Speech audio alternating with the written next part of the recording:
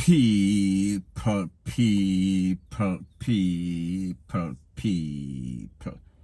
Que pasa, sac passe, what they do. Now the first thing that is popping in the news, it is called, me can't believe my eyes, me can't believe my eyes. Now people, we know that Jamaica is a very homophobic society. Therefore, the fish thing, it is not really as popular as places like the first world countries. However, people, it seems as if there has been some very disturbing trend occurring in Jamaica lately. And I am speaking specifically about St. Anne. And people, it is not isolated to St. Anne. However, lately, during Child's Month, which is May, which is supposed to be celebrated on the 21st of May 2021, we see that there has been a whole lot of incidents. In incident number 1, we are speaking about a 20-year-old farmer man that jumped over the fence of a little 5-year-old boy. I am speaking about him basically enter him exhaust. Some people, that is the first case.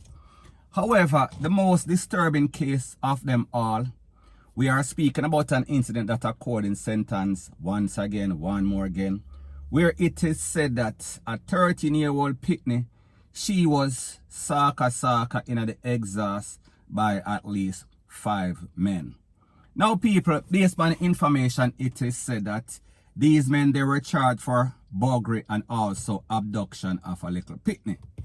Now based on information from the Popo, it is said that the 5 men, 2 16-year-old students, a 18-year-old boy, a 20-year-old man, and a 23-year-old man again. Now remember people, this little picnic we are talking about 13-year-old. Now based on the information, it is said that this little picnic mother was going to work, so therefore she had to stay with the grandmother. However, upon going to the grandmother's house, she decided that she's going to go to some liquor shop. So therefore, she takes some shortcut through some little bush. And it is said that while she was taking the shortcut, she was accosted by a man who take her away, abduct her, and put her in some sort of house and start to enter. We are talking about the exhaust. Now people, while and during this time, it is said that 4 other persons that know this man saw the action, spot the rake, and they also start to indulge in the same, we are talking about BUGG kind of activity. Now people, when we hear about stuff like this, and we think about Jamaica, and the way that Jamaica burn a fire upon these type of fishy ideologies, fishy lifestyle, it is very strange. Now it is bad enough that a picnic 13-year-old is held and then people try to jump over our friends. However, based on the charges from the Popo, based on the medical examination after she was taken to the place of recovery, it is said that these men, knowing that she is young, enter our exhaust. So people, we are talking about some rear end mechanic. Now people, when you think about this, what is the odds? What is the odds of 5 men in a one place being of the fishy type, of the aquatic type? We are talking about aquarium dwellers. Because people, the truth and the fact is that bad enough you see your friend indulging in some sort of illegal activity as it pertains to a little picnic. You go, and bad enough you realize that she is 13, and bad enough you start to indulge, and bad enough you're also entering from the exhaust, from the back door. People, something is definitely wrong. So people, when we ask the question, what is wrong with these youths in Jamaica lately, these new millennials, we see that they are not only criminal minded, we see that they are warped, we see that they are twisted. Now people, the truth and the fact is that if that is your type of lifestyle and you indulge in that type of lifestyle with your partner, that is your business. That is what you like, that is what you like. I am not here to tell anybody or influence anybody's choices in whoever them want to take. However, based on the fact that this little picnic at 13, based on the fact that 5 men, 2 16-year-old, a 18-year-old, a 20-year-old, and a 23-year-old man did not during that time say to each other, you know, say something definitely wrong because of the age and because of the access point that we are taking. So people, I say this to say that I want to ask the question, because the truth and the fact is that we see say it seems as if everybody kicked down the door as it pertains to the naming thing, and everybody is basically confessing and bearing their souls. And it seems as if the jump fence thing, it is stepping up also. And it seems as if the rear end mechanic thing, it basically step up also. People, what is going on in Jamaica? Is there something in the water? Is there something in the weather? Is Jamaica possessed with some sort of demonic or some sort of evil spell? People, me don't know. However, when we hear stuff like this, it is reasons for concern. Point blank and period. So anyways, people, that is my views on the whole thing as it pertains to that. And like I said, it is just my views and opinion. It is not the gospel. Your views and opinion can be respectfully different from mine. But let me know what you think in the comment section. Bless up. Now, before I move to the next part of my video, please subscribe to my next channel. It is called Jamaica Dancehall Source, and I'll be pinning the link to that channel in the description of this video. And people, I have started uploading news items on that channel also. And also, please subscribe to this channel. And when you subscribe, please press the notification bell or icon, and also press all in the option. Now, the next thing that is popping in the news is an update about a little, well, not a little, an accident that occurred in Clarendon. And in this thing, there were at least 4 cars. I am speaking about a minibus, I am speaking about a hiace bus, and a TIDA, and also a Pro Box. Now people, based on the information or based on the facts and videos, it is said that the driver of the taxi, the Pro Box, and I am speaking about 37-year-old, and his name is Renford Moyne, M-O-E-N, Moyne. Okay. So therefore, he lost his life on the spot. And then there was another person, and his name is 56-year-old Keith Dunkley, and he is a driver for Clarendon College. And when you speak about Clarendon College, we are speaking about one of the more esteemed schools as it pertains to sports and education, a very good school. Now, based on the information, it is said that the Toyota coaster bus that is owned by Clarendon College, it was on the road, and it seemed as if it tried to overtake somebody. And while it was trying to swerve back into the left lane, it seems as if it hit a hiace bus, and it also slammed head-on into the Pro Box. And that is where the driver of the Pro Box, I am speaking about the taxi driver, lost his life. And then people, we saw that the bus driver, the minibus driver for Clarendon College, he was pinned in the vehicle. So people, I am going to let you take a listen, take a look to exactly what happened. And you understand that this is YouTube, so therefore this is the edited version. So take a listen, take a look to exactly what happened to the driver of the school bus, and then I'll give my piece. When the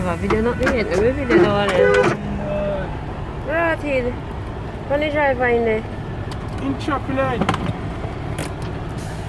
In traffic line.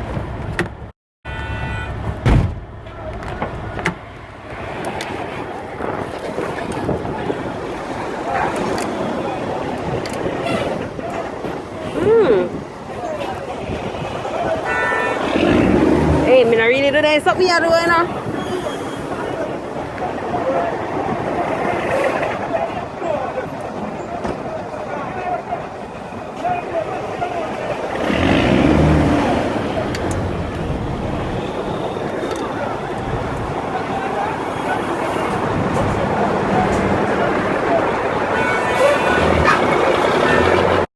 Now people, like I said, that was the incident that involved 4 vehicles.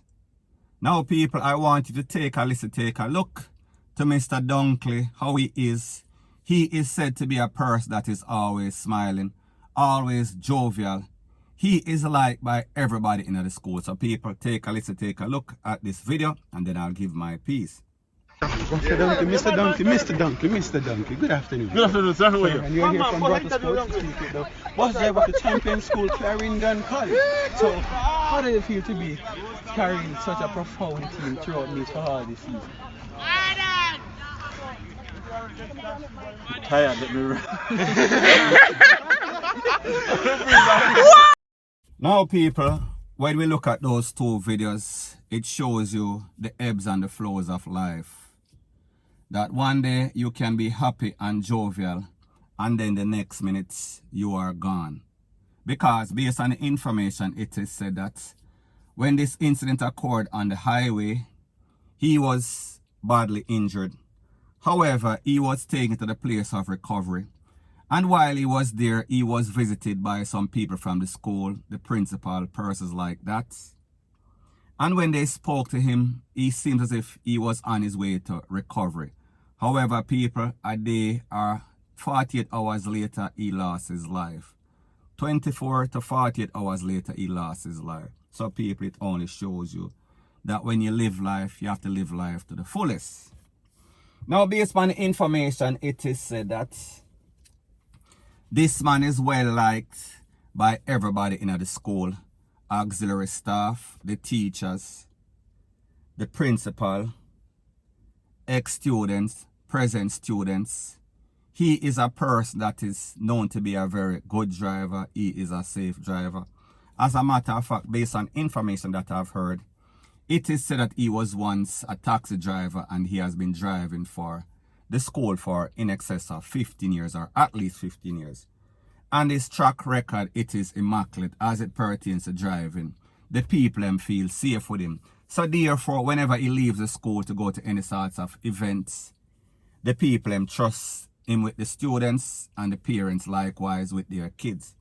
So people, we say, in this case, I don't know what happened because people are truth, and the fact is that a lot of times we see these things on the road and it is caused by bad driving.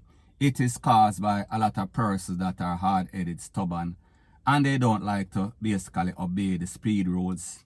So therefore, they are always pressing pedal to the metal, and people know exactly what happens. We see this on a daily basis. However, based on the information from the Popo as it pertains to this case or this instance, it is said that it seems as if somebody made some sort of bad judgment. Now, people, I am speaking based on the information from the Popo and other persons that were there. It seems as if this driver of the bus made some sort of bad judgment call because people like them say he is usually a safe driver. However, based on the report from the Popo, it is said that he tried to swerve back into the left lane, and that is when he hits the highest bus and also hit the taximan, the pro box, head on.